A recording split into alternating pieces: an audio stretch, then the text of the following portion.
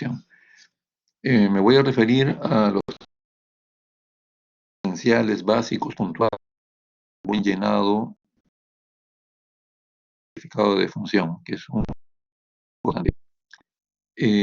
No quiero quitarles, digamos, tema ni terreno a los grupos para que puedan poner de su creatividad y hacer una buena presentación. Entonces van a probablemente a repetir o ratificar algunos conceptos y van a desarrollar lo relacionado a la parte informática de un sistema importante, cuál es el Sistema Informático Nacional de Defunciones, ¿no? Que tiende como en todas las líneas de nuestra profesión y de muchas profesiones en general, tiende a ponernos en el avance tecnológico, ¿no? El certificado de defunción por muchos años era un documento físico, ¿cómo se llama? Una hoja de papel que era impresa por ambos lados y que se llenaba cuando ocurría la defunción de una persona. Este documento a veces era llevado a registrar a las municipalidades. Cuando apareció el RENIEC, era llevado al RENIEC para lo que se llamaba asentar asentar la defunción. Y ese asentamiento de la defunción originaba un nuevo documento que se extiende ya oficialmente en el RENIEC, que es la partida de defunción o acta de defunción. Son dos documentos totalmente diferentes. El certificado de defunción, ¿quién lo llena? El médico que constata la defunción, o si es el médico tratante, mucho mejor. Entonces se llenaba este documento en físico, se entregaba al familiar, se llevaba para que lo registre. Una vez registrado, se origina la partida de defunción. Actualmente también se hace lo mismo, pero ya electrónicamente. Este famoso sistema informático es el que quiero que se explayen y expliquen los diferentes grupos que van a tener a cargo del seminario, ¿no?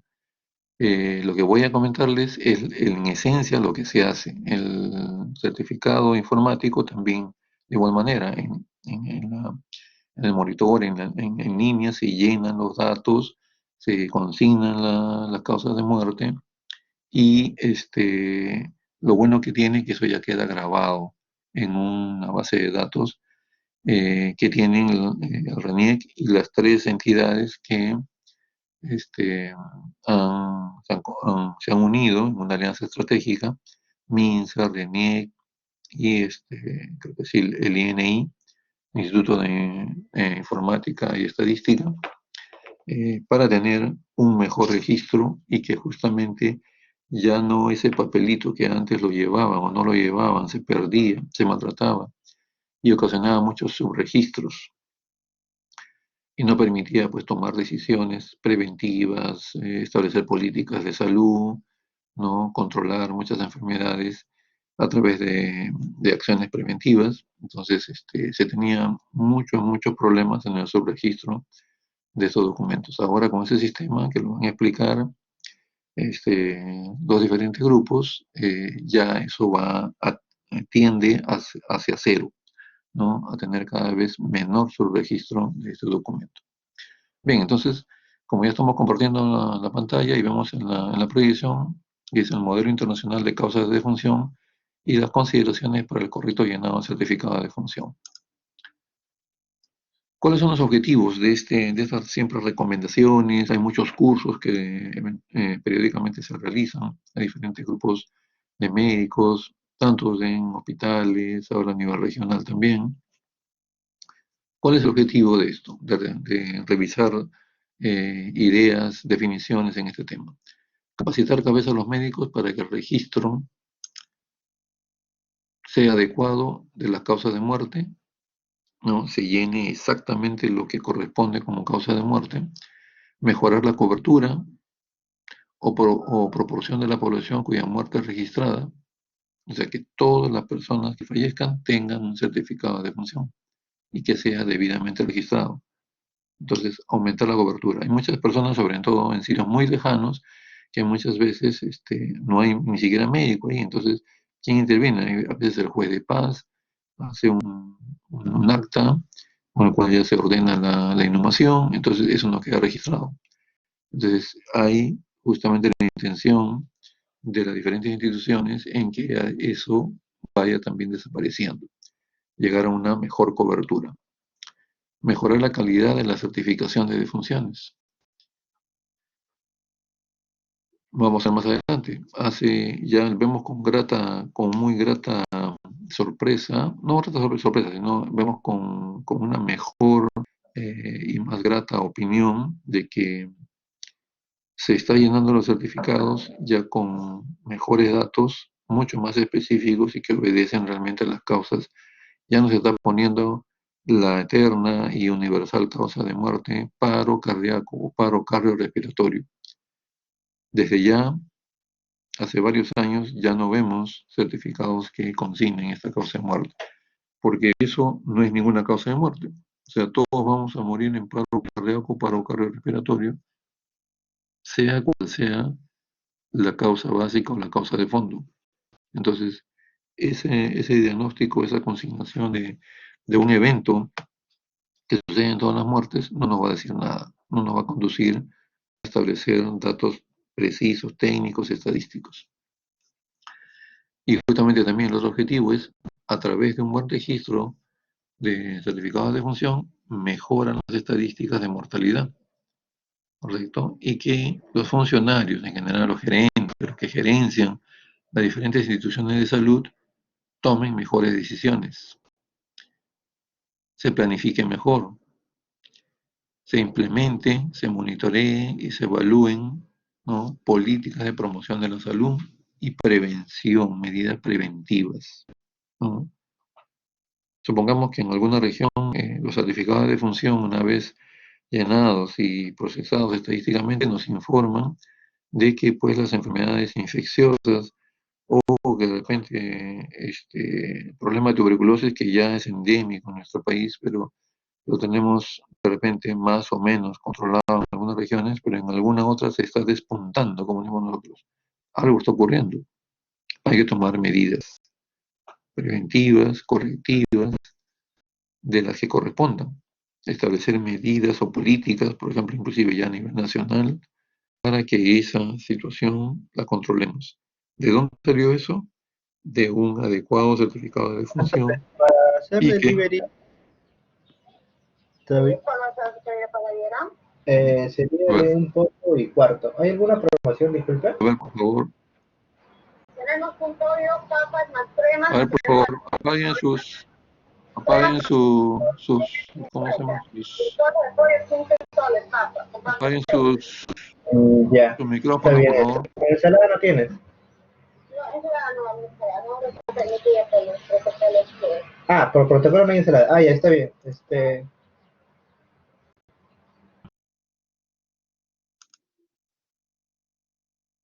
A ver, ¿me escuchan todos adecuadamente? Sí, doctor, se le escucha. Correcto. Ya. Por favor, les rogaría para que no haya interferencias, que apaguen sus micrófonos y cuando intervengan ya solamente puedan liberar su audio, ¿de acuerdo? Para poder escucharnos mejor. Ok, entonces la toma de decisiones, importante, que se va a fundamentar, se va a apoyar en un certificado de defunción adecuadamente llenado, con causas claras, precisas y que expliquen de por sí el proceso fisiopatológico que lleva a la muerte de esa persona. Si hay si hay algo que no ha quedado claro, algo que deseen que vuelva a explicar o que aclare, con toda confianza me interrumpen y lo hacemos. El certificado de defunción es una importante responsabilidad del médico. Es el que, por ley, por norma, llena el certificado, ¿correcto? Fuimos entrenados y somos entrenados para tratar a los pacientes, para salvar sus vidas, como lo que estamos haciendo ahora con la pandemia, ¿no? Tratar siempre en la primera línea de combate y de lucha frente a esta pandemia y tratar de hacer lo mejor posible, a pesar de que no tengamos digamos, la preocupación de muchas instituciones en las cuales trabajamos de que nos brinden la protección adecuada. Pero bien, ese es otro asunto eh, de conversación muy larga en muchos aspectos. Hacer un correcto llenado de certificado de defunción es un acto médico. El llenado de certificado de defunción es un acto médico. Es como si uno estuviera llenando datos en la historia clínica, que también se constituye en un documento médico legal importantísimo. ¿Ok? Eso vamos a ir revisándolo y en temas específicos, como por ejemplo los temas de responsabilidad médica, vamos a incidir hasta la saciedad. Todo lo que pongamos en historia clínica es lo que pongamos en historia clínica es lo único que va a ser revisado cuando ese caso se convierta en un caso médico legal. Lo que no existe ahí anotado, simplemente no existe. Lo que no se ha anotado, no existe. Uno resuelve sobre lo fáctico, sobre lo objetivo, no sobre lo que suponemos que puede haber sucedido, ¿no? Podemos tomar en cuenta una declaración en que diga, pues la enfermera recibió una orden telefónica para determinado paciente, que se le ponga tal antibiótico, etcétera, etcétera. Habría que sopesar si eso está, digamos, adecuadamente engarzado en el caso que se está examinando. Pero lo lógico y lo que va a pedir el fiscal en la investigación es que se revise lo actuado, lo que está escrito, ¿okay? Ya sea físicamente o electrónicamente, ¿no? Entonces, sobre eso. Entonces, eso es muy importante. Es muy importante. Lo que escriba el médico deja ya indeleble y se va a resolver sobre eso. Entonces, si se llena inadecuadamente el certificado de función, esa causa de muerte va a ser más registrada. Y vamos a ver más adelante, vamos a inducir al error a personas que van a procesar ese documento. ¿Ok? Entonces, los datos captados de los informes estadísticos de defunción le ayudan a los gerentes, a los funcionarios en general de salud a determinar prioridades para prevención y, como les dije, y como lo vimos en la proyección anterior, para tomar decisiones, establecer políticas y actuar. Entonces, nuestra responsabilidad al momento de llenar un certificado de función es crucial. Tenemos que hacerlo bien.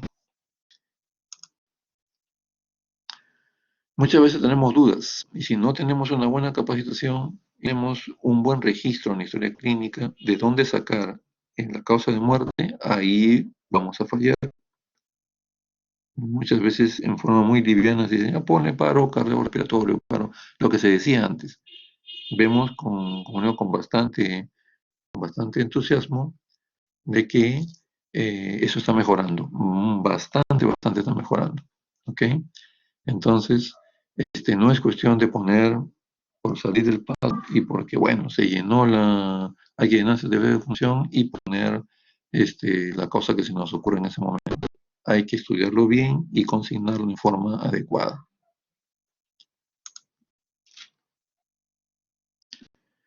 Como todo documento legal tiene una base justamente legal, tiene una base ¿no? que nace en dispositivos, en normas, en resoluciones, en leyes. Entonces, el certificado médico de defunción es un acto médico, legal y administrativo. Una resolución ministerial del año 2016 del MINSA aprueba la directiva administrativa con este número, la cual establece el procedimiento para la certificación de defunciones y se oficializa el sistema y el documento del certificado de defunción que emite el médico. Entonces se le haya una mayor organicidad de tipo legal, ¿no? Inclusive los grupos van a desarrollar una cartilla de llenado, o sea, ahí se orienta, se enumeran los pasos y se explica la manera adecuada cómo debe llenarse este certificado. ¿Qué utilidades nos representa un certificado de función? Es una utilidad muy destacada. Desde el punto de vista, esto lleva a que se registre en el RENIEC oficialmente la defunción de la persona. trámites para los herederos, ¿no? Las personas que quedan como derechohabientes, ¿no? Que se denomina también así. Hay una sucesión intestada, una declaratoria de herederos en las cuales, una vez llevado el certificado de función al RENIEC, origina lo que decíamos al inicio, la partida de defunción, ¿no? O el acta de defunción, que lo llaman también. Entonces, estos documentos dan posibilidad a que se ejecuten las herencias, las situaciones de tipo, por ejemplo, de los famosos testamentos, etcétera, etcétera. De igual manera, el cambio de estado civil del superviviente. Si la persona ha sido casada, ya sea esposo o esposa, que le sobreviva, entonces se va a tomar este dato del fallecimiento de la persona a través del certificado de función y a través de la partida de función para cambiar el estado civil a viudo. Y eso muchas veces representa una serie de alivio en trámites que tengan que hacerse posteriori. Entonces, es importante. De igual manera, la disposición del cadáver, si va a ser inhumado, si va a ser cremado, esto se reduce a lo siguiente. Ningún cadáver es movilizado para ser inhumado o cremado si no tiene el certificado de defunción. Ese es básico, esencial. Si alguien es enterrado y se descubre que no tiene certificado de defunción, se convierte en un posible delito. Hay que investigar eso y ver el motivo. ¿Quién ordenó la inhumación sin un certificado de defunción? Entonces, eso es importante. Ningún cadáver va a ser inhumado o enterrado ni cremado si no tiene un certificado de defunción. ¿Correcto? Entonces, de ahí la vital importancia de nuestro actuar médico en certificar la defunción y plasmarlo eso en un documento. ¿Vale?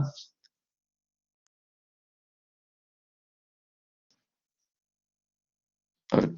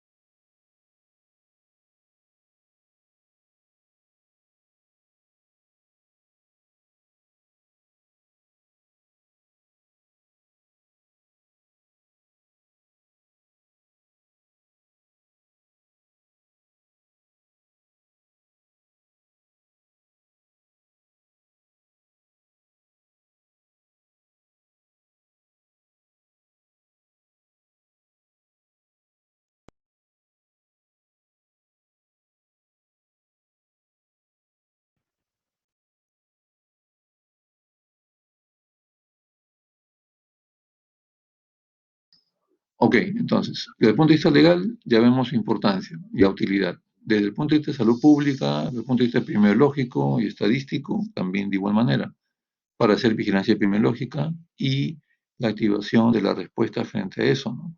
Frente a diferentes patologías o diferentes causas de muerte que están siendo preocupantes en determinada región o a nivel nacional.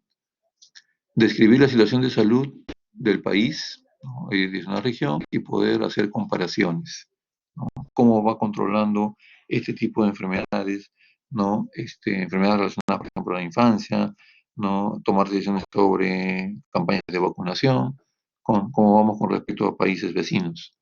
Orientar la identificación de grupos de riesgo y poder establecer políticas. Entonces, se dan cuenta, es importantísimo.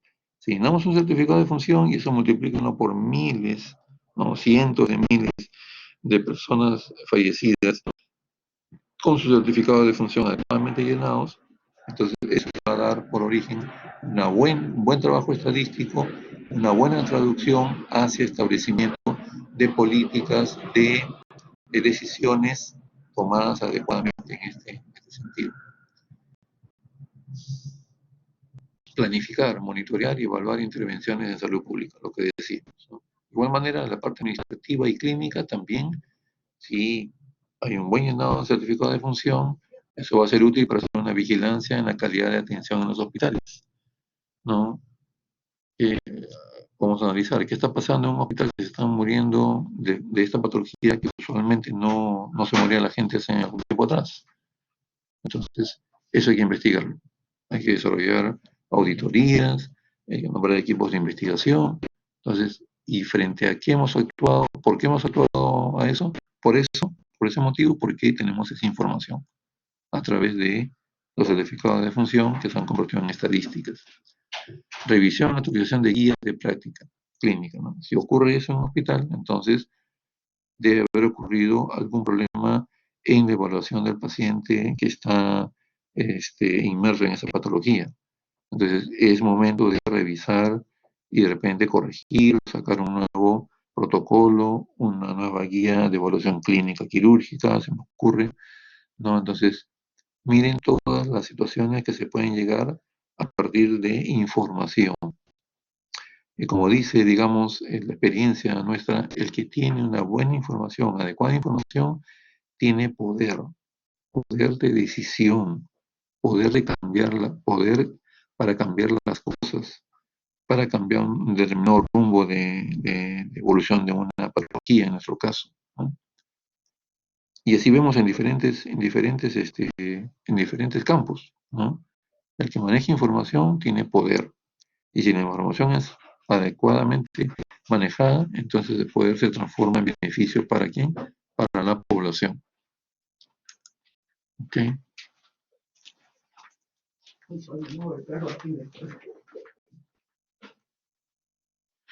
Listo, lineamientos generales para que los médicos completen el certificado de defunción, constatar la defunción, completar personalmente el certificado de defunción. El médico que constata la defunción, si es médico tratante, mucho mejor, porque conoce plenamente el caso. Pero también puede ser un médico que, de un servicio, por ejemplo, ¿no? El médico tratante está de vacaciones o salió a un curso, qué sé yo, y el médico de servicio designa, porque este médico también es del servicio y conoce en cierta manera el caso, entonces designa a otro que no es el médico tratante para que él llene el certificado de función, ¿correcto? De igual manera puede suceder en la parte privada, en la práctica privada, ¿no? En sus pacientes, o conoce el caso de una determinada persona que evoluciona desfavorablemente y fallece, entonces, pero debemos tener conocimiento del caso, de una u otra manera. Hay que tener mucho cuidado con los certificados de favor, ¿no? Tengo un amigo que se le murió el abuelito, la abuelita, mira, que no encontramos a su médico y mi abuelita padeció de tal cosa, tal cosa. Por favor, llena el certificado de función. Si uno lo llena sin tener datos de historia clínica, datos de antecedentes, eso está mal porque puede generar una serie de complicaciones y situaciones que se van a convertir en problemas legales para ese médico. Entonces, mucho cuidado. El certificado de función es llenado en primera instancia por el médico tratante y en segundo nivel por el médico que pueda ser designado, ¿no? Por el médico legista, el que hace la necropsia, ¿no? Es el que hace directamente, en el caso de nosotros, ¿no? O sea, realizamos una necropsia, tenemos que llenar el certificado de función, pero a veces necesitamos entrevistarnos con los familiares para unos datos mayores precisiones.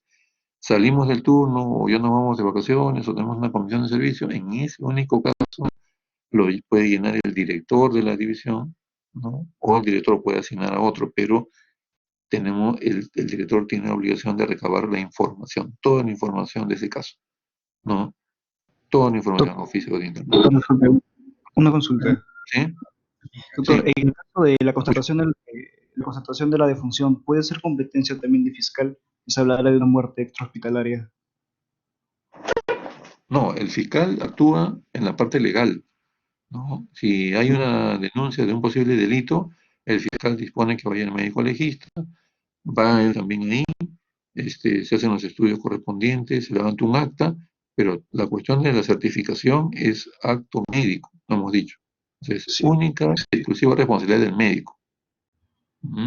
sí, pero en esta cuestión de la Sí. constatación de defunción y certificado de defunción son dos documentos públicos diferentes, ¿no? ¿O vendrían a ser los mismos en No, no, este no, no, caso? no, no, no, la contratación, ¿qué significa la contratación de defunción? O sea, significa que tú te acercas y ves si ya no tiene signos vitales, ¿no es cierto? Ya. Y si tiene, por ejemplo, inclusive ya ha comenzado los fenómenos cadavéricos, rigidez cadavérica, ¿no? Establecimiento de las livideces, eso significa que son fenómenos cadavéricos y definitivamente la persona está fallecida, ¿no? Ahora, si ocurre digamos, si está, digamos, en un paro cardiorrespiratorio que amerita, ¿no? Dar un RCP, también tiene que definir quién es médico, porque conoce eso. Es la Doctor, constatación. Por eso justamente se dice, yo por ejemplo recibo a alguien en emergencia, ¿no? En paro, ya, lo saco del paro, hace un nuevo paro, le damos el tiempo requerido de RCP, no responde, y ahí se dice, se constata el fallecimiento. Entonces se pone ahí en la historia de, se hizo RCP, se aplicó resucitador y todo eso tiene que consignar una historia. Y dice, se constata el fallecimiento. ¿Quién lo constata? El médico, pues el médico es el único que puede constatar el fallecimiento, quiere decir ausencia de todas las funciones principales, neurológicas, respiratorias, cardiovasculares, etcétera, etcétera. doctor, Ninguna autoridad, ni fiscal, ni juez, ni nada, constata el fallecimiento. La y mediante, constatación es por el médico. Él hace suya, digamos, se refiere ahí, ¿no? El médico constató el fallecimiento de la persona, etcétera. Pero él, doctor, sí.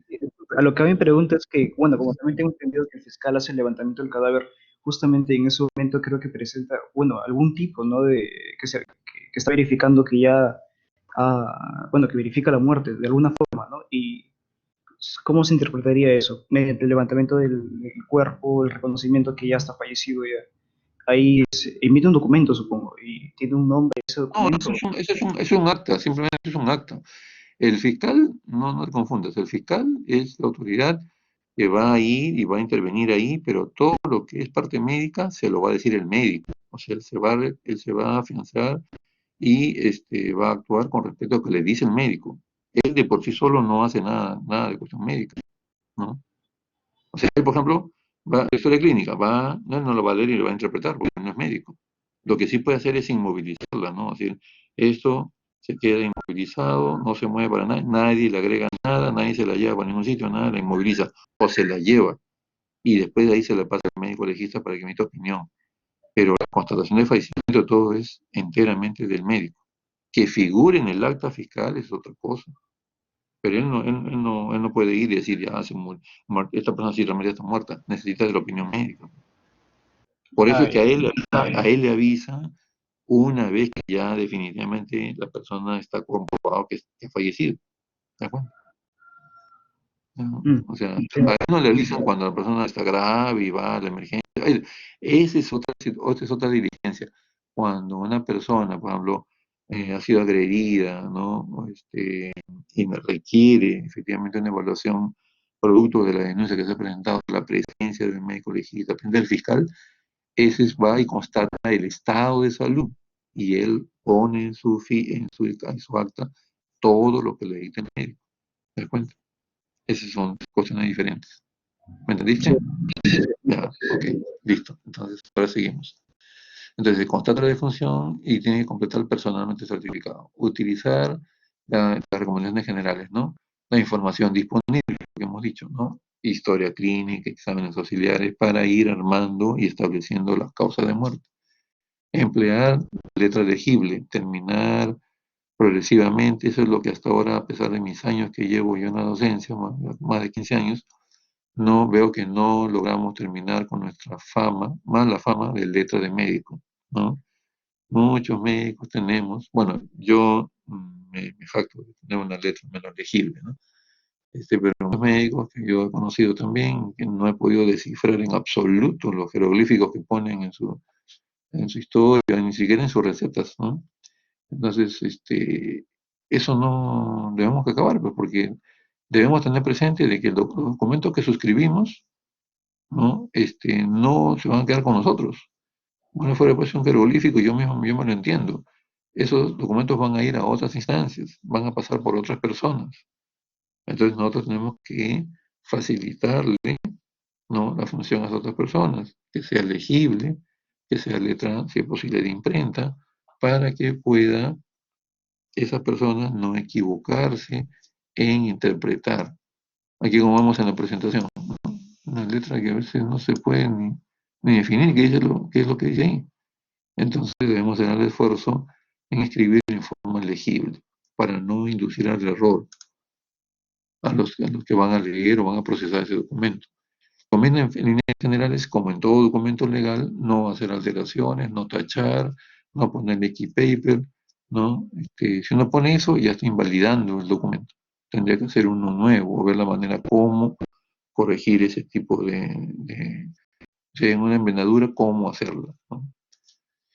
Verificar la exactitud de los datos, ¿no? Identificando la familia y con todos los antecedentes que hemos mencionado.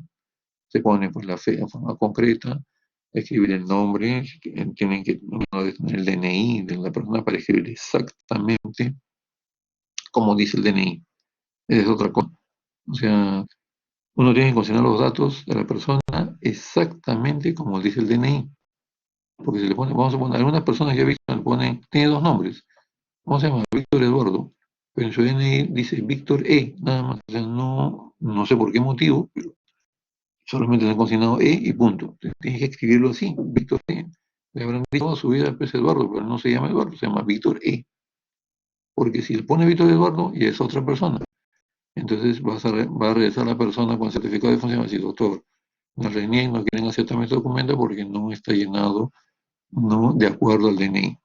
Entonces, eso es importante. Exactamente los datos que dice el DNI son los que tienen que llenarse en el certificado de función. De igual manera, la fecha de fallecimiento, la hora, ¿no? Y las causas que vamos a ir revisando. Evitar abreviaturas, eso es importante para tampoco inducir error al que va a procesar eso, ¿no? La famosa, por ejemplo, insuficiencia renal aguda, puede ser, pero también puede ser infección respiratoria aguda. Entonces, no causar esa ambivalencia. Describir todo.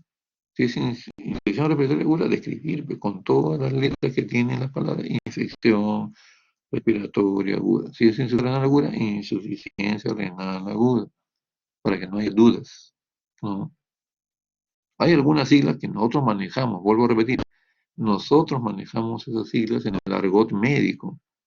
HTA, ya sabemos que es hipertensión arterial, ¿cierto? Pero como les digo, puede haber siglas o abreviaturas que los que van a procesar estos certificados son gente, ¿cómo se llama?, administrativa, que no son médicos, pueden haber recibido alguna orientación en terminología médica, pero en terminología pues escrita completamente, no en abreviaturas, ni en siglas. Entonces, si yo pongo una sigla, una abreviatura, esa persona va a interpretarlo a su criterio, a lo que conoce, y de repente le pone otra cosa que no es.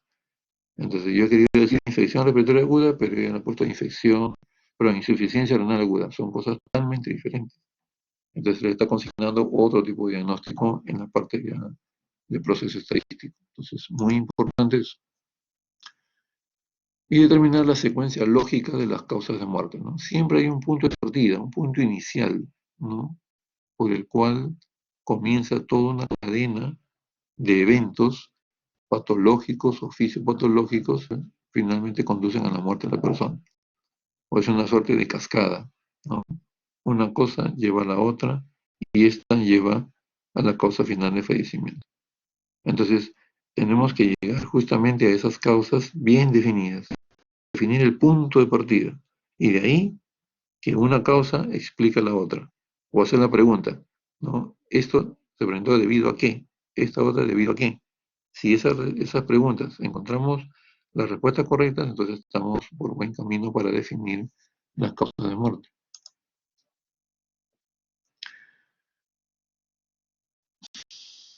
Bien, eso corresponde a lo mismo.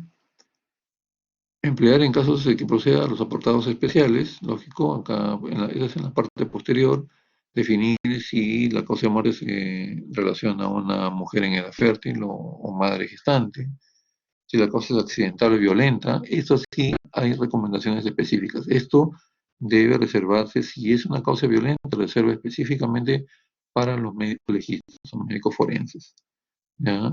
Normalmente los certificados de alguien que fallece en forma violenta no se llenan en hospitales, en centros de salud. por su misma naturaleza de muerte violenta o muerte por causa externa, que le denominamos, esto se deriva a las morgues, o justamente como conversábamos con su compañero, se pone en conocimiento de la policía pone en conocimiento del fiscal de la jurisdicción y el fiscal interviene y dice, hay que hacer un levantamiento de cadáver. Se constituye él o su asunto, llama al médico legista, si hay que intervenir, si la situación amerita la intervención de otros peritos, los convoca también, peritos esencialmente de la policía, ¿no? Peritos, por ejemplo, si hay de por medio de heridas por arma de fuego, convoca al perito balístico. Si hay de por medio sospecha de consumo de drogas, convoca al perito químico que vaya a tomar muestras, indicios para comenzar la investigación profunda de ese caso. Entonces, eh, si uno recibe, por ejemplo, a un paciente que ha tenido pues, de repente un intento de suicidio, ¿no? y muere en una emergencia, eso debe pasar, es un caso médico legal. Si va uno inclusive nosotros mismos debemos tener la previsión, ¿no? Esto, según los antecedentes, todo puede ser un suicidio, pero a nosotros no nos consta. Debemos recabar mayor información. Entonces, si fallece la persona, no ponemos en absoluto si es un suicidio o es homicidio. Para homicidios, si la cosa es muy cantada, ya se puede poner. Por ejemplo, una persona que ha sido agredida o ha sido ser asaltada, qué sé yo, y recibe varios impactos de proyectil arma de fuego a nivel de cara posterior de tórax, ¿no? Eso si son varios impactos, eso definitivamente pues, ha sido alguien que le ha disparado por la espalda, no, o sea, nadie se suicida disparándose por la espalda, ¿no? Entonces, sí o sí, ese caso obedece a un homicidio. Y tiene que identificarse si fue, no sé, pues en defensa propia del agresor, que eso ya es otro cantar. Nosotros estamos refiriendo específicamente a eso de el fallecido.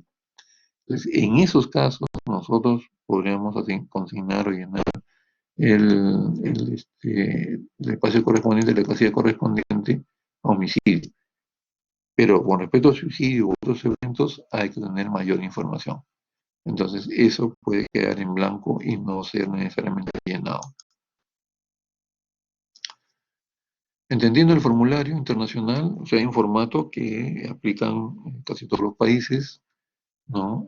Que están básicamente bajo la órbita de la OMS, la OPS, ¿no? Para la certificación de causa de muerte, que se traslada en el certificado. Entonces, hay un estándar internacional para certificación, la clasificación internacional de enfermedades, pero que nosotros lo que ponemos en el certificado de función son los diagnósticos patológicos o fisiopatológicos que tenemos en concepción de la historia clínica del paciente o lo que nosotros hemos comprobado, ¿no? A través de los antecedentes que nos han denominado. Los encargados del manejo estadístico son los que le van a consignar el código CIE 10, CIE 11. Nosotros no consignamos códigos en el certificado de función. Nosotros describimos la patología con todas las letras, con todas las palabras. ¿Correcto? Pero tenemos que definitivamente pensar que esas patologías deben estar incorporadas en el CIE, pues, ¿no? Definitivamente. Pero así como hay, por ejemplo, en las ciudades clínicas o a veces en los formatos de certificados médicos o recetarios que no ponen el CIE, porque claro, no, el CIE lo tiene ahí a la mano muchas veces. Pero en el certificado de función solamente describimos en forma literal causa de defunción. En la clasificación la va a poner posteriormente el personal que procese ese certificado. Y aquí hablamos de eso. El MINSA cuenta con funcionarios denominados codificadores, que se encargan de interpretar y asignar el código CIE 10 correspondiente. A eso venía que no debemos consignar abreviaturas ni siglas, porque el codificador, lo que decía hace unos momentos, no tiene formación médica, no conoce todas las siglas y todas las abreviaturas que manejamos nosotros como médicos. Entonces, pues debemos desarrollar literalmente causa de muerte. Eso es lo que dice aquí. Los codificadores no tienen entrenamiento médico. Una mala interpretación podría resultar en confusión e incorrecta identificación y procesamiento del certificado, o de la causa de muerte, esencialmente. Definiciones importantes, ¿no?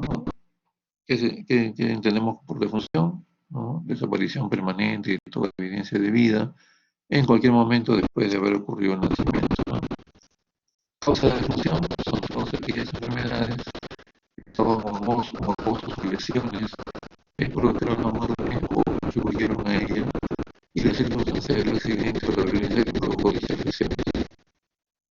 Vamos a ver ahora cómo se identifican las causas de muerte. La causa básica es importantísima. Es la enfermedad o lesión que inició la cadena de acontecimientos patológicos que condujeron directamente a la muerte, o la circunstancia del accidente previo. Entonces, eso es importante. Antes de llenar el certificado de función, tener muy claro el punto de inicio. Okay. Bueno. Doctor, disculpe, se escucha entrecortado. Sí, es el problema de la red. No he tenido mayor problema con su compañero del grupo anterior. Voy a hacer lo posible por acercarme bien al micrófono y que me puedan escuchar mejor. ¿Ahí me están escuchando mejor? Sí, mejor. Ahí me escuchan mejor, ¿verdad? Correcto. Ok. Entonces, decíamos que la causa básica es la enfermedad o lesión que inició la cadena de acontecimientos patológicos o fisiopatológicos que conducen a la muerte de la persona o del paciente que tenemos. Entonces, ahí tenemos que interpretar eso, identificar el punto de inicio. Ese punto de inicio, ese evento es el que debemos considerar como causa básica de la defunción. Y se debe anotar en estas partes consignadas del formato del certificado de defunción. Vamos a ver más adelante, exactamente, y vamos a decir para comprenderlo mejor. Lo vamos a ir pasando un poquito. En esta parte se ponen las causas, la causa básica, la intermedia y la final. Son 4 líneas. No necesariamente y en forma obligatoria tenemos que llenar todas. Basta que llenemos 2, o hay casos en que se puede llenar solamente la causa terminal. Vamos a dar ejemplos también. En esta otra área se pone la evolución en tiempos, ¿no? O sea, vino con una patología que tenía hace 5 años. De ahí, para desarrollar la próxima patología, pasaron 2 años. Y de ahí la última, pues se estableció en 3 horas, 5 horas, 12 horas. Eso es lo que tenemos, de acuerdo a la evolución de la historia clínica, poner en esta columna. Y acá en la parte, en este bloque inferior, se consignan las causas que contribuyen, causas contribuyentes, que no están relacionadas directamente a la que produjeron la muerte, sino que pueden tener alguna influencia. Por ejemplo, hipertensión, diabetes, ¿no? Son enfermedades que no necesariamente por sí mismas van a causar la muerte, sino que van a contribuir, van a condicionar, ¿correcto?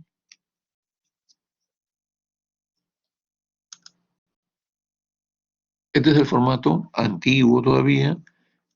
El moderno toma en cuenta los mismos datos, pero ya es a nivel informático, el que se llena y finalmente también se imprime a nivel del sistema informático SINADEF. Les dejo ese terreno para los grupos que van a exponer el seminario correspondiente. Por eso es que no estoy entrando en detalles muy profundos. Entonces, esto es el formato antiguo, ¿no? La gran mayoría del formato es de parte administrativa, ¿no? Se pone el nombre, apellido de la persona, la edad, la dirección donde ocurrió el fallecimiento, ¿no?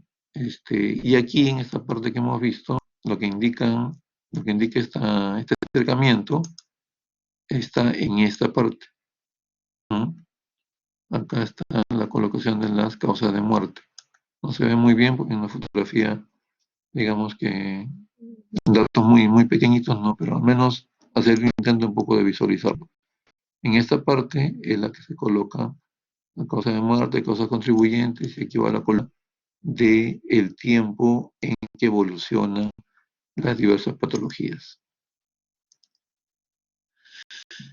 Aquí dice la parte 1 incluye enfermedades o condiciones directamente que llevan a la muerte de la persona. Parte 2 documenta otras condiciones importantes o que contribuyen. Y la columna de los intervalos de tiempo, ¿no? Como mencionado.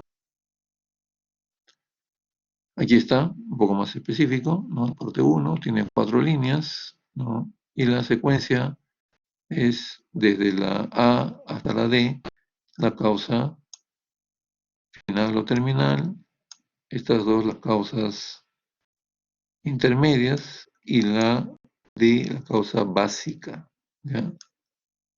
Vamos a ver más adelante con ejemplos para poder ilustrar de mucha mejor manera. Aquí están, por ejemplo, ¿no? Causa básica, que dijimos, el punto inicial. Esto contribuye a la causa, o deriva, o conduce a la causa intermedia, o también llamada subyacente, o también llamada interviniente. Estos son sinónimos, ¿correcto? Son términos que se utilizan. En Perú se utiliza causa básica, causa intermedia y causa final. Pero también en otros países se denomina la causa final causa directa o causa inmediata. Es lo mismo, son sinónimos. Pero la frecuencia con que se usan, sobre todo acá a nivel de Perú, hablamos de causa básica, causa intermedia y causa final. Ahora, como digo, no es obligación llenar los 4 líneas. Aunque llenemos 2, más que suficiente. Bien llenadas, bien establecidas. Si tenemos para llenar 3, mucho mejor.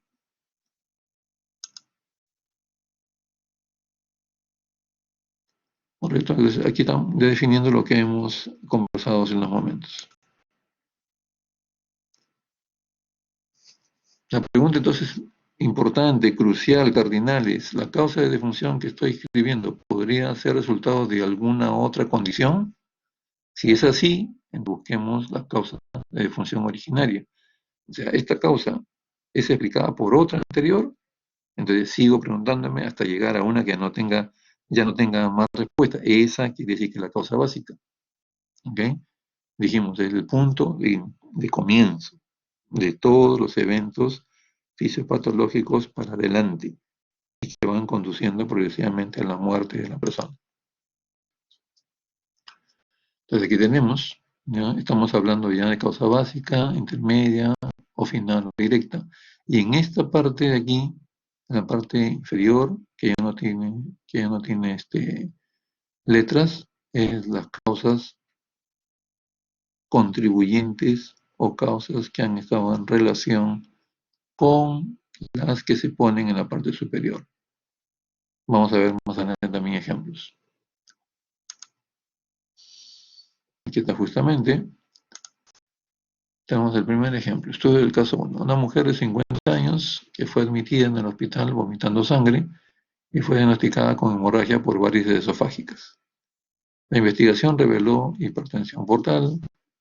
La mujer tenía una historia de infección por hepatitis B y 3 días después ella falleció.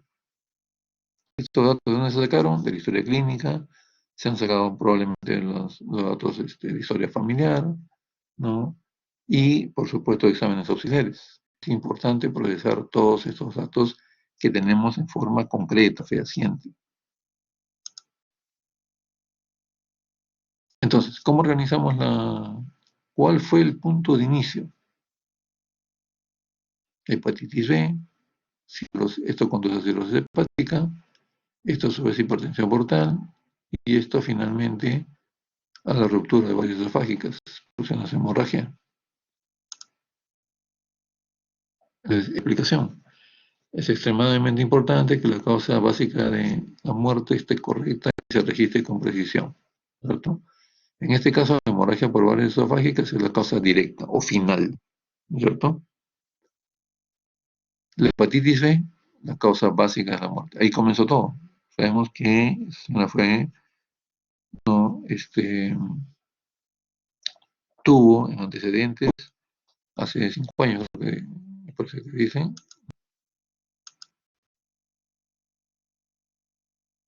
Bueno, dice historia de infección de hepatitis.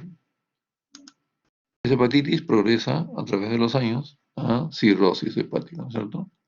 Y ya sabemos toda la consecuencia posterior, que es explicada y debe ser consignada de esa manera.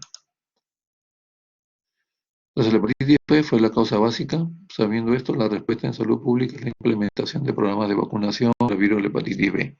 Si en esa jurisdicción, en esa área geográfica, se demuestra al final de un periodo de un año solamente que aparecen numerosos casos de hepatitis B o de cirrosis hepática, entonces hay que intervenir de alguna manera. Entonces se programan vacunaciones. Esa sería una respuesta. ¿De dónde salió eso? Del correcto llenado de los certificados de defunción. Estudio de otro caso, segundo caso, un hombre tenía diagnóstico de adenoma de próstata, presentó hipertensión secundaria, pielonefritis crónica. Desde hace 5 años fue diagnosticado con diabetes mellitus. Él muere de una hemorragia cerebral. ¿Cómo consignamos la causa de muerte?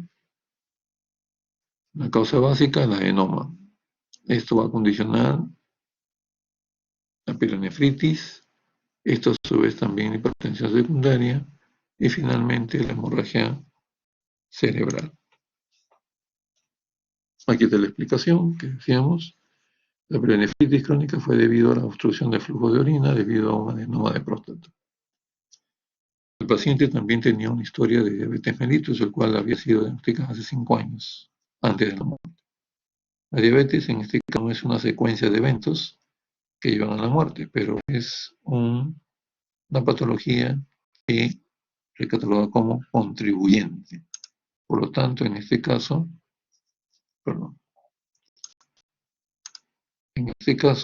se coloca en esta sección, ¿no? Debajo de todo el conjunto de causas de muerte. Entonces es una condición contribuyente, pero no entra como diagnóstico de causa de muerte, ¿no? O sea, la diabetes mellitus de por sí no va a producir la muerte de la persona, sino los elementos que van posteriormente apareciendo como complicación. En este caso apareció también como algún evento diferente la adenoma de próstata.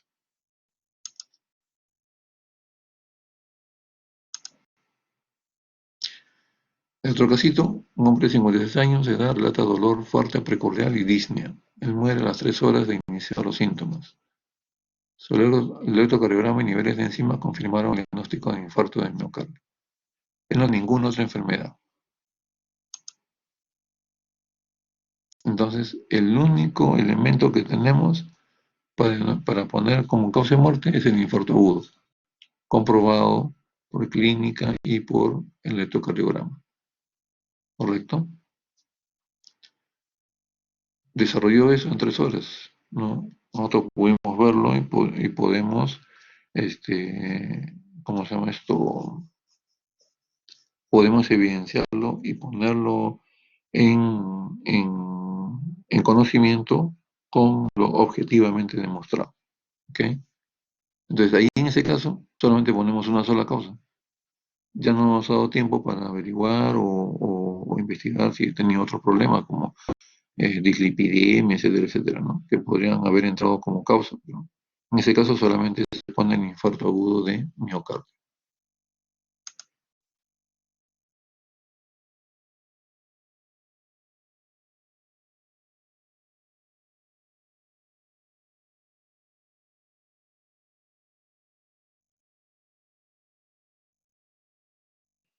A ver, un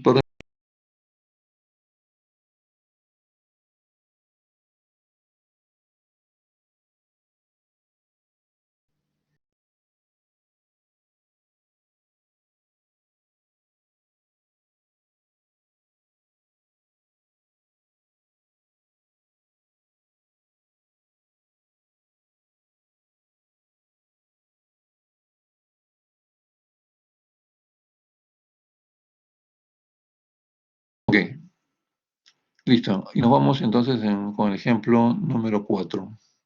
Un hombre de 23 años, saludable, fue golpeado por un camión, sufrió múltiples fracturas en todo el cuerpo, muere de shock hipovolémico cerca de 1 hora después de su entrada en emergencia en un centro asistencial. Esto de por sí ya es una... ¿A qué corresponde? ¿Un caso de causa, es de causa natural? ¿Un fallecimiento? ¿Qué Externo. causa es? Accidente o externo. Externa, correcto, una causa violenta. ¿Y a qué área corresponde entonces? ¿A qué especialidad? Ministerio Público. Al Ministerio. área de medicina legal, claro. El Ministerio Público tiene que comenzar la investigación y eso debe ser pasado a una investigación médico, forense o médico legal. De todas maneras, avanzamos con la ilustración y por eso justamente se va a decir eso, ¿no? Antes de ver el diagnóstico, los diagnósticos de causa de muerte, en donde dice caso encaminado al médico legista, ¿correcto? Entonces, la causa básica de la muerte está en la línea C, el médico legista debe llenar la causa de muerte como circunstancia, pero a ver, si es que tenemos la información, ¿ya? Si tenemos esa información muy detallada, podemos poner que fue atropellado inclusive por el camión. En la práctica eso no lo hacemos nosotros, porque primero carecemos de información detallada. A lo más nos dicen, paciente que por un hecho de tránsito, es recogido por bomberos y lo llevan a emergencia, ¿no? Y fallece, por supuesto, 3 horas, 5 horas, 6 horas después de su ingreso. Nosotros nos enteramos, no, por lo general no nos enteramos de los detalles del hecho de tránsito. Si fue trocado, si fue, ¿cómo se llama? O fue producto de un choque, de una volcadura, etcétera, etcétera, ¿no? En pocos casos nos enteramos de esos detalles. En este caso, para ilustración, bueno, se ha dicho en antecedente que ha sido atropellado o golpeado por un camión, o sea que podríamos poner ahí en todo caso, peatón atropellado por camión. No es un diagnóstico así, digamos, en, utilizando terminología médica. Nosotros en medicina legal no ponemos esos detalles, simplemente ponemos el hecho de tránsito, ni siquiera si fue atropellado o no, porque no tenemos mayor información al momento de hacer la necropsia. Solamente decimos suceso de tránsito o hecho de tránsito.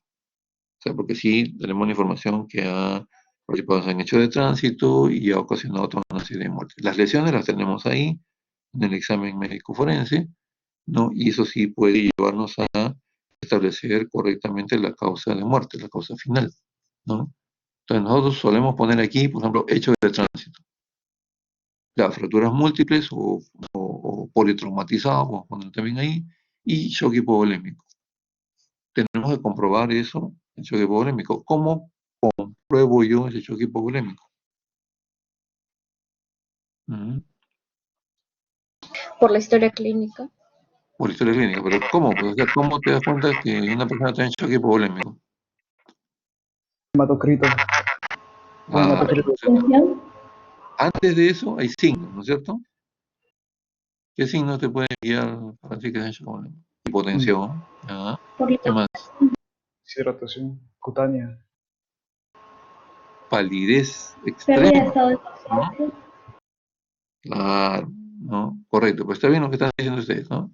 Pues sería en resumen hipotensión, palidez extrema, y después viene ya los exámenes auxiliares, que pues lógico estarlos sacando en paralelo. Muy bien, un hematocrito. Un hematocrito vamos a encontrar la hemoglobina por los suelos, ¿no es cierto? Entonces, esas ya son condiciones que nos van a orientar a establecer que el paciente está chocado. Y una forma específica de shock es el shock hipovolémico, porque lo tienes ahí con argumentos, ¿ok?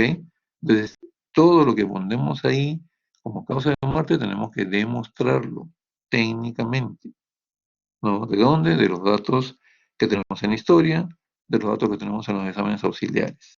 O sea, no es cuestión de poner por poner. Las fracturas múltiples, ahí las tenemos, pues las tenemos fotografiadas, o la pasa por rayos X, ahí están los rayos X que van a informar que hay, ¿cómo se llama? Está multifracturado, huesos largos, qué sé yo, parrillas costales, ¿no? Entonces son datos concretos. En base a eso nosotros emitimos nuestra causa de muerte. Aquí vemos que se están poniendo la evolución en cuanto a este intervalo, ¿no? ¿ya? Entre un episodio y otro, ¿no? Entre un evento y otro. Hace 5 horas lo atropellan, eso en inmediato pues se producen las fracturas y va produciéndose progresivamente, entrando en shock hasta que el shock hipovolímico se establece hace una hora y lógico, no es factible sacarlo de esa, de ese estadio y fallece, ¿no? Tenemos que el fallecimiento y tenemos que proceder a extender el certificado de defunción. Usualmente eso va, como les digo, a necropsia, por ser un hecho violento. Y terminamos colocando esto con la excepción de que esto no necesariamente lo describimos así como dice el ejemplo. ¿No? Estos son ejemplos justamente para ilustración. Por eso vale la ocasión de hacer también, ¿cómo se llama? Observaciones sobre esto. Pero yo creo que se entiende, ¿no? Los ejemplos que hemos puesto, y eso es justamente lo que requiero de los grupos que van a desarrollar la práctica, ¿no?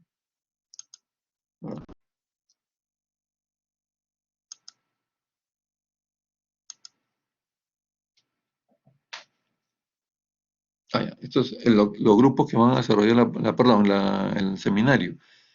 Los ejemplos hay que ponerlos para que justamente los que hacemos de auditorio, específicamente los grupos del grupo expositor, plantea el ejemplo y los demás van respondiendo. Puede ser un punto, puede ser otro detalle que depende de la creatividad de los grupos, puedan ustedes poner en juego en el momento de su exposición. Eso les sugiero como una ocurrencia. ¿Okay? Y esta situación entre ustedes también es aconsejable que lo hagan. Siempre una cosa que se practica, se practica y se practica constantemente da por resultados de que se haga cada vez mejor. Y este es el caso del certificado de función. Mientras más casos planteen y mientras más casos ese caso lo vuelquen hacia un certificado de función, ordenando entre ustedes las causas de muerte, va a asegurarles de que cuando ustedes ya comiencen a llenar sus certificados de función en su actividad médica, lo hagan en forma correcta y, por qué no decirlo, en forma perfecta, ¿correcto? La parte 2 ya la hemos venido viendo, donde se ponen los estadios patológicos que contribuyen, ¿no? Que no están relacionados en forma directa a las causas de muerte, pero que pueden ser contributorios. El intervalo entre los tiempos también, ¿no? Entre uno y otro evento, no olvidemos ponerlo si es que tenemos la información. Si no la tenemos, simplemente, así, aquí algo que dice, pueden ponerse desconocido o simplemente nosotros en medicina forense ponemos un guión, ¿no? Porque no tenemos esa información, ¿no? Entonces, no es que no la queramos poner, sino no la tenemos. No podemos tampoco inventar, tiene que ser algo concreto. Muy bien.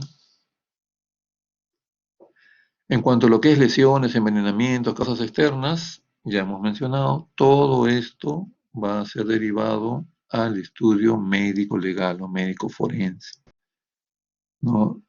Recibimos a alguien que trae signos de envenenamiento, lo corroboramos con antecedente familiar, lo que aporta la policía o lo que aporta, por ejemplo, los bomberos, el SAMU que conduce al paciente y fallece en los próximos minutos, en las próximas horas. Como tenemos esa premisa, ese antecedente, entonces no nos da tiempo para estudiar y comprobar que realmente ha ingerido algún veneno, algún tipo de sustancia tóxica, se convierte en un caso médico legal y tenemos que avisar a la policía del hospital, de la clínica, qué sé yo, de la jurisdicción, avisa al policía, al fiscal y se constituyen para hacer el levantamiento de cadáver, porque eso ya es una situación de factores de origen externo que han llevado a la muerte de la persona. Entonces, ya no es una muerte natural, es una muerte de origen externo, una muerte violenta muchas veces, que entra en el campo del estudio médico forense. Muy bien. A ver, un minutito por favor y comenzamos con algunas preguntas o algo que no ha quedado claro y algunos alcances que tengo que hacerles. ¿Ya? Un minutito.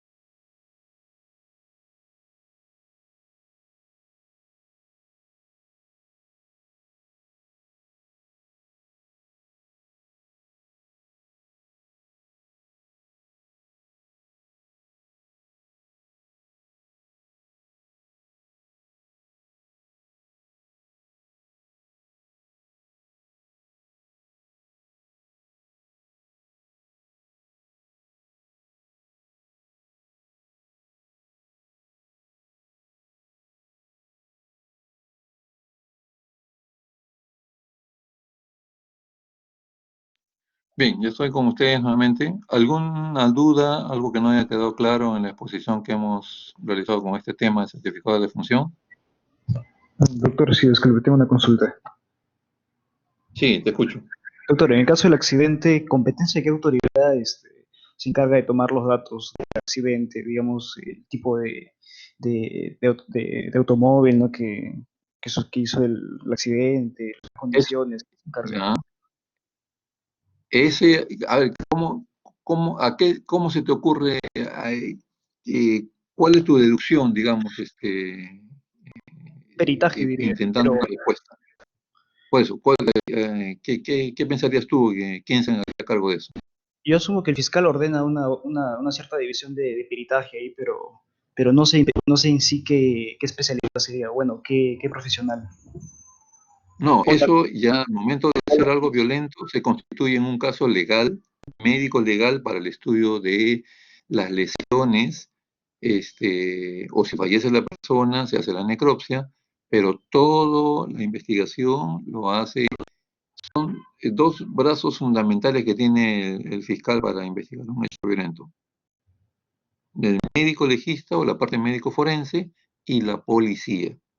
Eso de que quién lo atropelló, en qué circunstancias, quién, si se identificó o no ¿cómo se llama? El que atropelló, si se dio la fuga, todo esa investigación la hace la policía. Hay un cuerpo especializado en la policía que se llama sí, la Unidad de Investigaciones de Accidentes de Tránsito, ya. UIAT, ¿ya? Ellos se encargan de toda esa investigación. Comienzan a investigar, a pedir ahora que se utiliza bastante, pues las videocámaras, ¿no? La cámara de videovigilancia del sector, de las empresas que hay por ahí, qué sé yo, todo eso lo hace la policía. Y el aspecto médico está reservado para nosotros. Desde el punto de vista especializado, los médicos legistas o forenses. Si el atropellado sobrevive y es hospitalizado es llevado a un hospital o una clínica o cualquier centro asistencial, ¿de quién es la chamba? Los clínicos, ustedes los clínicos, lo que son la parte clínica. Se le estabiliza, se trata de salvar la vida, se hace todo lo que harían en una persona de emergencia. Todo lo demás que es legal, ustedes déjenlo que corra por cuenta de la policía, la fiscalía y medicina forense. Suponiendo que un atropellado, del caso, el ejemplo que hemos dado, hubiera sobrevivido, tenían que tenerlo en un hospital. Y ahí se identifica al que lo atropelló y todo. El fiscal pide al médico legista, no al tanatólogo, sino al médico clínico, que vaya a hacer una visita hospitalaria para ver su estado de salud.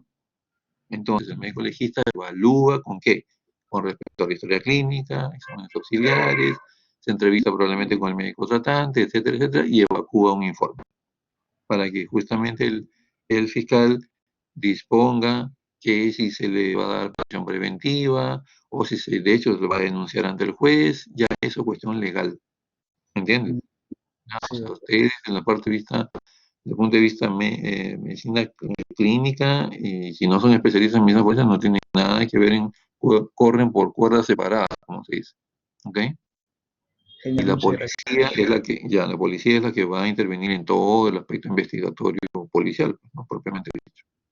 Doctor, y ¿Alguna otra? generalmente Sí, estas sí. divisiones son médicos asimilados o en su mayoría son oficiales. No, no, no, no. ¿A quién?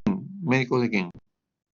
O sea, la división, digamos, en el caso de accidente de tránsito, la división de accidente de No, tránsito, son policías que siguen oficiales, oficiales, cursos, ¿no? que siguen cursos de capacitación e investigación. Son meramente cuestiones técnicas. O sea, Ah, ellos no estudian o pueden estudiar, pero en forma muy leve, digamos, las consecuencias del atropello de ellos sobre los cuerpos, sobre las personas. Ellos básicamente se encargan de la cuestión técnica, ¿no? Del automóvil, investigan las frenadas en la pista, ¿no? Ellos son expertos en eso, son peritos, ¿no? Te pueden decir a qué velocidad puede haber venido ese vehículo motorizado por la investigación de las huellas, el impacto de las huellas, la profundidad, el gasto de las llantas, etcétera, etcétera. Esas son cuestiones técnicas. Pero sobre la persona, ellos no tienen nada que opinar. Ellos lo llevan al médico y los médicos se encargan de eso, ¿no? genial, doctor, muchas gracias. Ok. Bien, ¿alguna otra duda? ¿Alguna otra pregunta? Bien, queridos alumnos, quería, al igual que al grupo de sus compañeros, está ubicado en el grupo 1, decirles lo siguiente. Estamos en permanente aprendizaje con estas cuestiones nuevas de la era virtual que nos ha tocado vivir en este semestre 2021. Entonces, se había más o menos intentado ir coordinando la ejecución de las prácticas. Teníamos esta semana la primera práctica, pero tenemos un problema justamente a nivel virtual, ¿no? A nivel de la plataforma y del aula virtual, en que se nos ha asignado, pues, los diferentes grupos tienen diferentes horarios, ¿no? En diferentes días. Lo que se ha hecho, digamos, un poco extraoficialmente, era que a través de los delegados de práctica se coordinara con los diferentes médicos y se estableciera un día y una hora para juntarnos todos los grupos de cada médico y realizar la práctica. Eso ahorita va a caer en stand-by, porque yo me he comunicado con la doctora Vilma Herencia y me ha ofrecido ayudarme efectivamente en eso. Entonces, ella tiene que crearnos un solo ingreso para todos los grupos de cada uno de los médicos, ¿ya? El que habla, el doctor Takuda y el doctor Ramos. Hasta que no se cree eso, no podemos manejar, porque tenemos que nosotros pues marcar, digamos, la entrada, la práctica, el inicio, tenemos que grabar, tenemos que...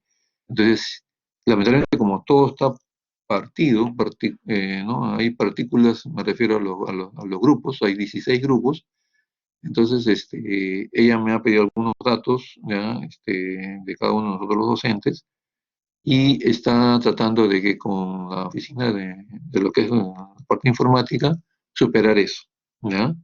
Entonces, la práctica va a quedar en el momento en stand-by. Tan luego yo tenga la información y la luz verde de la doctora, me comunico con los delegados de práctica y inmediatamente con los doctores para programar fecha y hora. Esperemos que lo de esta semana, en el mejor de los casos, podamos pues acordar ya sea un horario en forma conjunta entre profesor y alumnos, entre jueves, viernes o sábado, digamos, ¿no?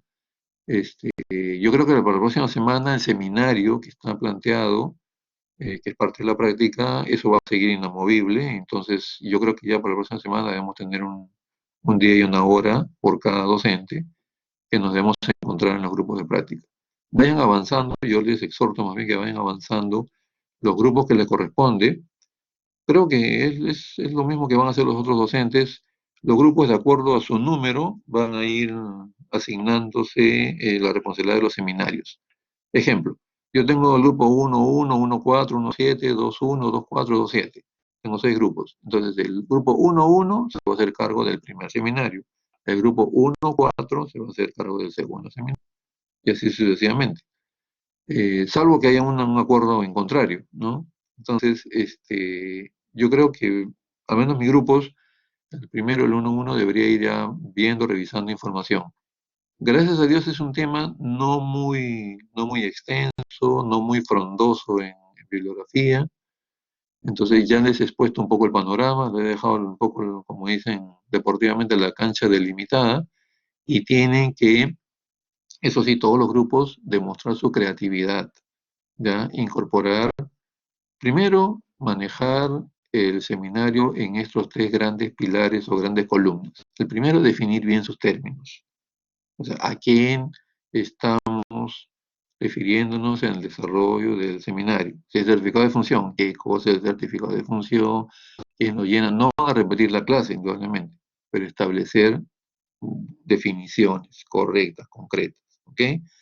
Ahí podrían hacer, digamos, no he hecho yo eso, porque justamente quiero dejarles espacio, se me ocurre, ¿no? Parte de la creatividad podrían hacer un estudio comparado de certificado de función entre, por decir, diferentes países, no sé, ¿no?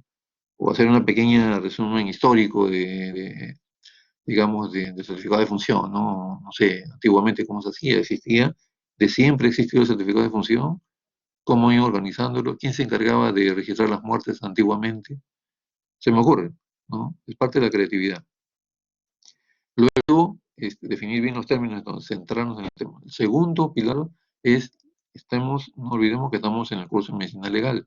Legal significa que tenemos que siempre hablar sobre normas, leyes, resoluciones, directivas, etcétera, etcétera. Entonces, ¿de dónde salió el certificado de función? ¿Quién lo creó? así como hemos dado una pequeña información de que hay una resolución ministerial a partir de tal año, se dio, eso pueden nombrarlo, pero además de eso existen otras cosas. La OMS, la OPS, cómo fue el que implementó el certificado. ¿Ok? Esas cosas se tienen que definir. Ahí, ¿eso está respaldado en dónde? En la Ley General de Salud, busquen el artículo que dice certificado de función. También revisen un poco la parte del Código Penal. El Código Penal en cuanto a las figuras delictivas, ¿no? O sea, justamente lo que decíamos, es mal llenado el certificado de función, ¿no? Sanciones sobre eso, y eso averigüen y eso lo pueden presentar. Y finalmente, el tercer y último pilar o columna es la casuística, presentación de casos. Y ahí hay N cantidad. Ojo que todas estas cosas, todo el seminario en general y esos tres columnas o pilares tienen que ser desarrollados en una hora como máximo. ¿Ok? Entonces, como son pocos alumnos, son 4 o 5 alumnos, vean si van a exponer todos, ¿ya? Se dividen y van ensayando cuánto dura la exposición para que no vaya más allá de una hora. Esto para entrenarnos un poco. Ustedes ya deben estar entrenados, de hecho, en la participación en numerosos congresos, cursos internacionales, ¿no? La exposición de un tema no va más allá de 10 minutos o 15, ¿no? Entonces, no es una clase magistral, que es una hora o 2 horas pedagógicas, sino son temas de exposición y que cuando van a intervenir varios ponentes, tiene que reducirse el tiempo y concretarse eso. Entonces, si ustedes manejan todo eso, el docente a cargo del grupo va a darse cuenta de la cantidad de información que han procesado, han conseguido, han sintetizado y cómo lo están presentando, ¿correcto? Entonces de ahí va a salir y lo que dominan la información, cómo dominan la información.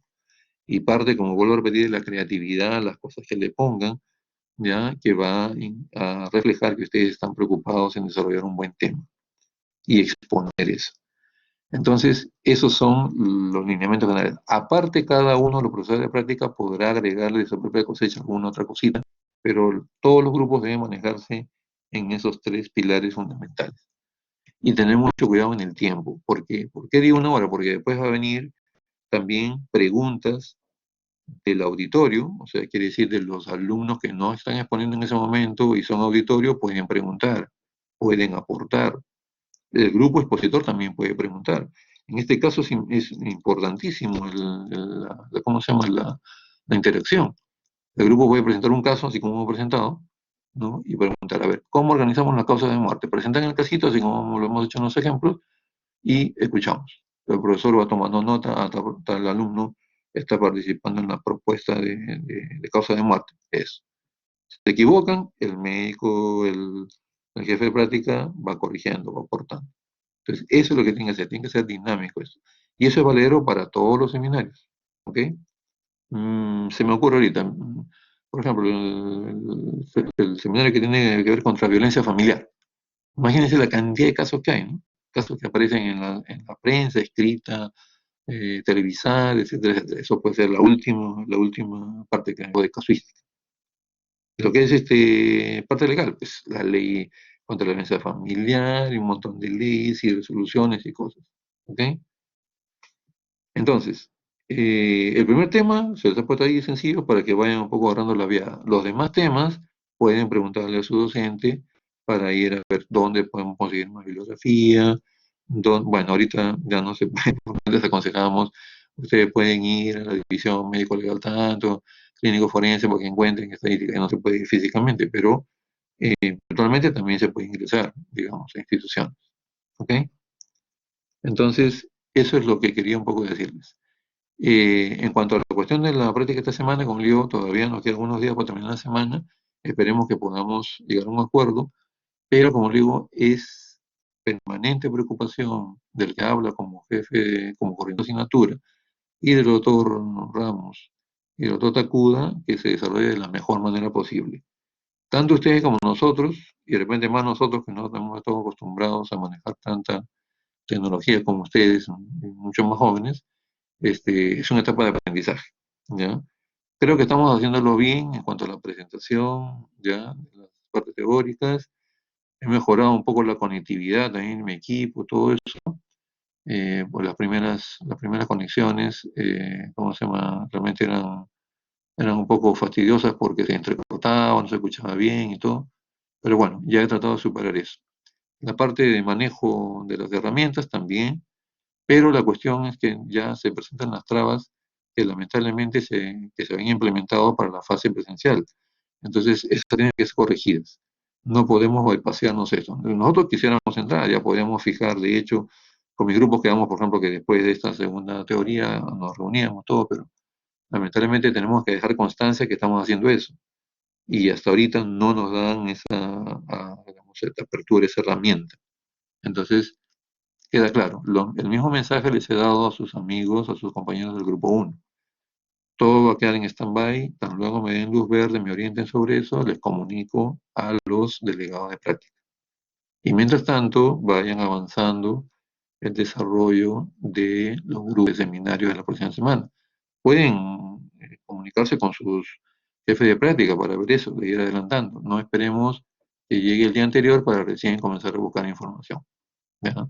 La intención es que nosotros con la experiencia que tenemos veamos que realmente están proactivos, consiguen una buena información y hacen una buena presentación. Eso va a redundar en su nota, que de por sí auguro que debe ser buena. ¿Entendido entonces? ¿Alguna duda con respecto a esto último que he dicho?